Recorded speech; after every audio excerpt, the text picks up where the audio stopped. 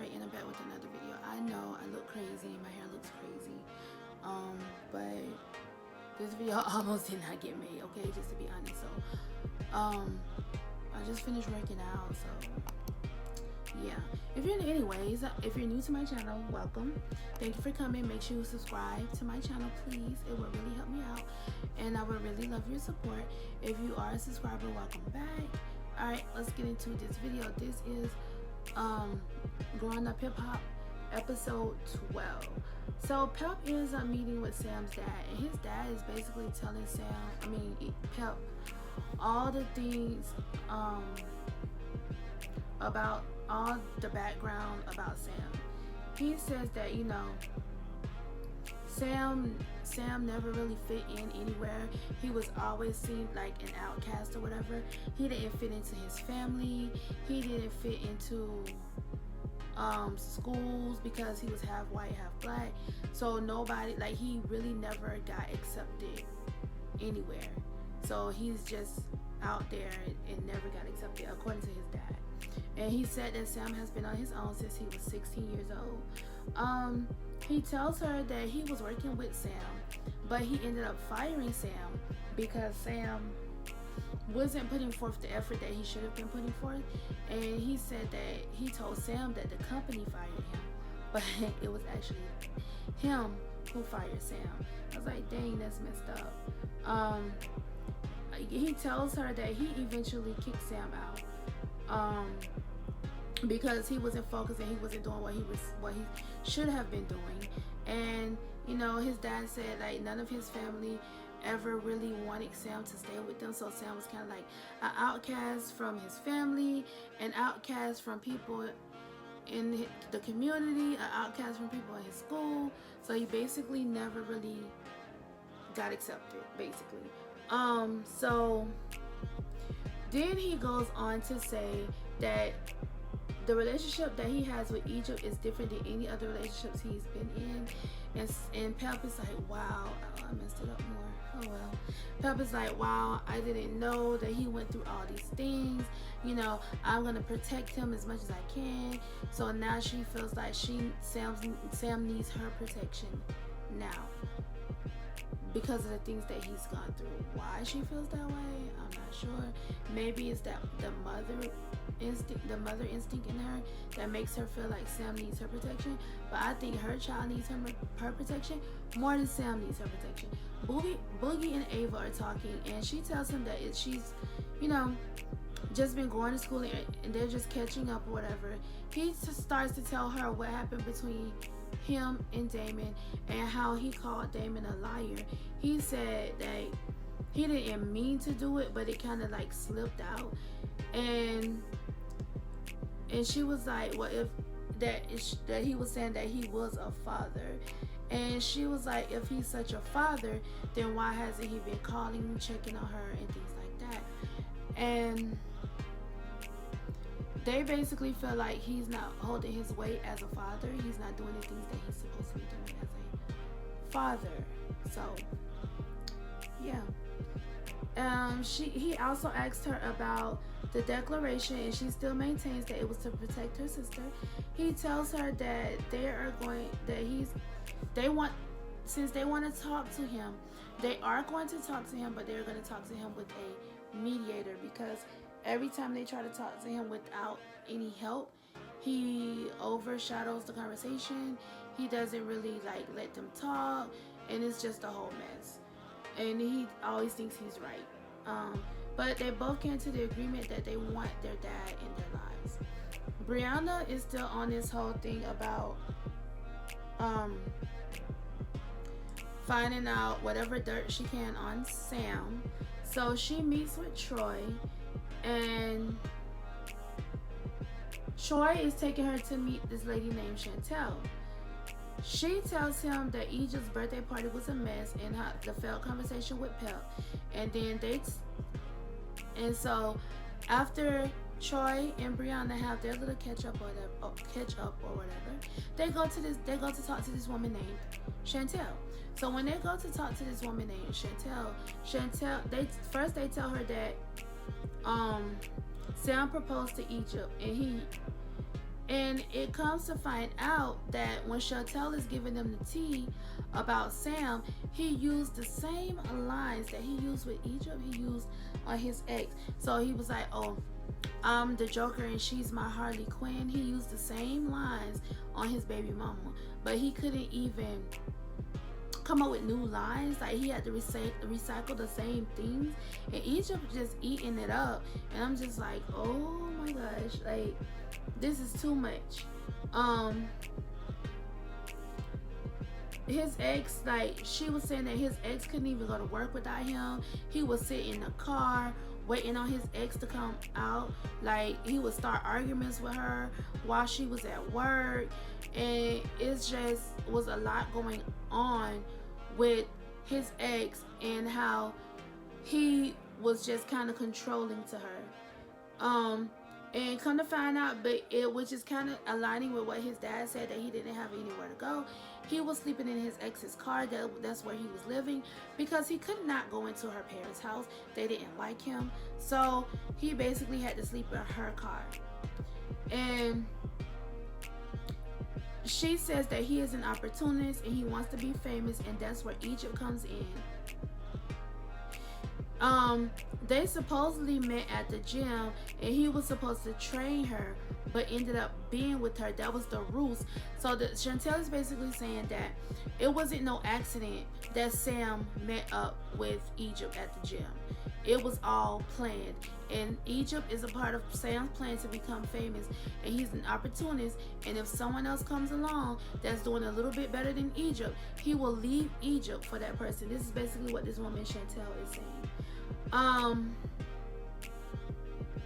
So Brianna says that she's going to tell Egypt because she doesn't like what Sam is doing, and Chantel says that Sam is the type of person, he gonna get what he want regardless, period. It don't even matter. Whatever Sam wants, he's gonna get it, basically. Tanise is home waiting on JoJo and says that he hasn't taken any of the advice that his dad gave her. She is sick. She wants him to come home. But my thing is, I'm like, their daughter is what, 3 or 4, maybe even older? At the time that she's texting him, her daughter should be asleep. Like, she's texting him, not giving JoJo a pass on what he's doing, okay? But by the time she's texting him like 10, 11, 12 o'clock at night. Their daughter should be in the bed already. But anywho, she's texting him, he's not answering. Then he comes in the house, it's well after 1 p.m. He comes in, he's smiling, he tries to kiss her, and she's like, no, I don't want you to kiss me. And he was like, why? And she was like, I've been calling you, I've been texting you, you told me you was gonna be home, you told me you were gonna be home 2 hours ago, and you're just not walking in. You think everything's okay, and that's not what it is. He asked her how does she expect him to make money if he doesn't work late because of the business that he's in, and he's trying to build a record label, and he has artists, he has music that he has to work on. He has his artist music as well as his music, and he's just he's asking her, like, how do you expect me to do what I need to do if you want me at home too? She told him, like, listen, you still a father no matter what, so you need to be here for your daughter. He tells her that this is his job, and she tells him that she does not care. She's like, I don't care, okay? I want you home. I need you home. I need your help. You need to be here, period. That's it. No negotiation whatsoever, okay? She says that she doesn't know how much longer she can deal with the situation, and she doesn't know if she wants to get married, and they start to get into an argument. So JoJo just ends up leaving, walking away, and he goes back outside. Like, the whole reason they were arguing. Pep meets up with Master P. He tells her that he finished the song. He just finished the song. He's like, he's in the studio. He just finished the song with Symphonique, his daughter. And she's not in the limelight that much, like as much as Romeo to me. Anyways, she asked him about Romeo, and he says that everyone thinks that Romeo and Angela are dating, but they're not. But he doesn't get into gossip, so he doesn't want to talk about it. He asked Pep about her daughter's engagement, and he says, you know, that if Sam is going to be the man of the house, he needs to be able to take care of Egypt, which is true, and that's what everyone else is saying, that Sam needs to be able to take care of Egypt and not just live off of Egypt. And she is saying Pep will defend Sam to the end. She will defend Sam to the death of her, okay? She's all Sam, Team Sam. That's what Pep is right now. He asked her, is she okay with the engagement? And she said that she approved. So she was like, okay. He was like, okay, that's it. You say you approve. It is what it is. Then some kind of way they're talking, and she segues into wanting a hot sauce line. And Master P tells her that she should do it, and that she should work with him, and they should be partners. He gets on one knee, and she was like, are you asking me to be your Valentine? He's like, no, I'm asking you to be my partner. So basically now they're gonna partner up to have a hot sauce line, make that money, okay? Damon and Raquel are talking, and he says that he wants his family to be in order before his daughter gets here, and he's glad that there's a mediator so that he can hear everything that they have to say. And she tells him that he has a tone, and that is possible reason why they don't talk to him. I'm just gonna say Damon is a control freak. He wants to be in control of everything, and that's not how life works, okay? So I'm not sure if this mediation is going to work out or not, but the way he does things is probably not going to work out. So Ava and Boogie meet with Dr. Gabe, and he's giving his credentials and everything, I do this, I'm certified in this, whatever. Boogie tells the doctor that he wants to make sure that he doesn't fan out because he needs him to be neutral. Basically saying, I hope you're not a fan of my dad because I need you to not be on his side. I don't need you to be on my side. I need you to be in the middle and tell each of us when we're wrong, each of us when we're right, or will allow us to speak our mind and our feelings, basically. He asked them why they're there, and they tell him that their dad is aggressive and they can't get their point across when they're trying to talk to him. They say that he's a hypocrite, and then Gabe asks them what do they want. Ava says that she doesn't want Raquel in the room. She thinks that she shouldn't be in there. Damon walks in with Raquel and their dog for whatever reason. Gabe tells Raquel that the kids feel like that she shouldn't be there, Dr. Gabe. And so she was like, okay, that's fine. If they don't want me here, I'll leave. So she leaves with no issues. Boogie says that they just want a better relationship with their dad. And he says that they grew up to have their dad, and they don't have their dad, and they don't understand why they don't have their dad. I understand my notes right now. So they start talking. He says that Ava only cares about the money.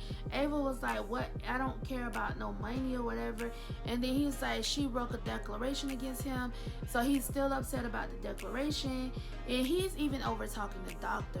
And they were like, see, we told you he was going to do this. He's not listening to anyone. He's over talking Boogie. He's over talking Ava. He's over talking the doctor.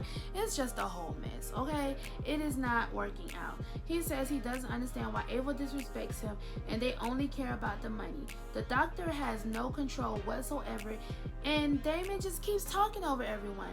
They start going at it, and Damon calls Boogie stupid, which I think that's just, you shouldn't do that.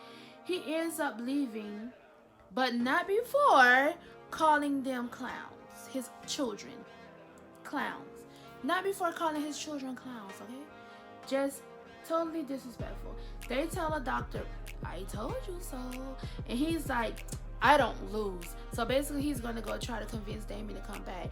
And Ava was like, well, doc, you lost this one, okay? Gabe tries to talk to Damon. He tries to get Damon to come back.